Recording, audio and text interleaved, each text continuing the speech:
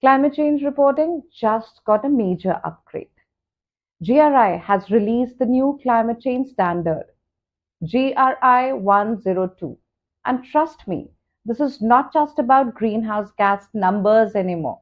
It's about just transition, carbon removals, and adaptation plans, and also global alignment with IFRS S2. In the next few minutes, I will break it all down. So, what's new in GRI 102 and how to report step by step, and the exact methodologies you can follow to get it right. Let's start with the basics. GRI 102 replaces older standards like GRI 302 on energy, GRI 305 on emissions, and parts of GRI 201 on financial implications of climate change.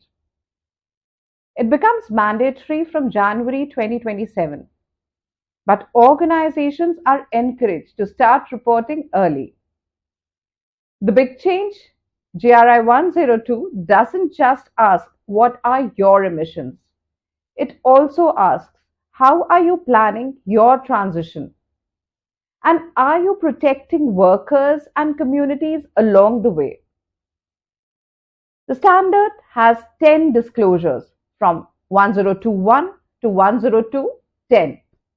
They cover governance, transition, and adaptation planning, scope 1, 2, and 3 emissions, targets and progress, GHG removals, carbon credits, and very importantly, just transition and community impacts. So let's dive into the major upgrades with some guidance on how to report them. Now, first, let's look at just transition. Companies now need to disclose how climate strategies affect their workforce and local communities. This means reporting on how many workers are retrained, redeployed, or laid off, how indigenous people and vulnerable groups are impacted, and what consultation or grievance mechanisms are in place. Now, here's the methodology tip: use HR data and community surveys. Break down the data by gender, age, and skill category, and align with the ILO Just Transition guidelines. Now, the second part is transition and adaptation plans. You will now disclose your long term strategy to meet the 1.5 degree centigrade pathway and your adaptation measures to handle physical climate risks.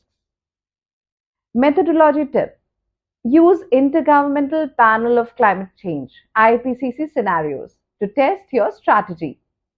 Conduct a TCFD style scenario analysis and map budget allocations, both CAPEX and OPEX, to your climate goals. The third is GHG emissions. You must report Scope 1, Scope 2, and Scope 3 emissions. That means direct emissions, purchased energy, and your entire value chain. Now, here's the methodology tip: apply the GHG protocol.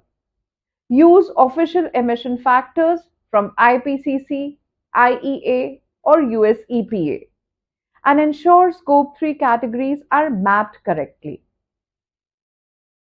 The fourth is GHG removals and carbon credits. Companies must now report separately on how much carbon is removed through afforestation, CCS, which is carbon capture and storage, or new technologies, and how many carbon credits are purchased or retired.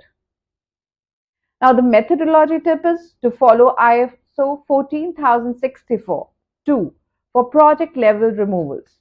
Check permanence, leakage, and additionality. And don't net off credits against emissions, report them transparently. Now, here comes the best part: GRI 102 is interoperable. It aligns with the GHG protocol. You can use IFRS S2 disclosures to meet several requirements, and it connects with ESRS E1 in the EU. That means one data set can serve multiple reporting frameworks.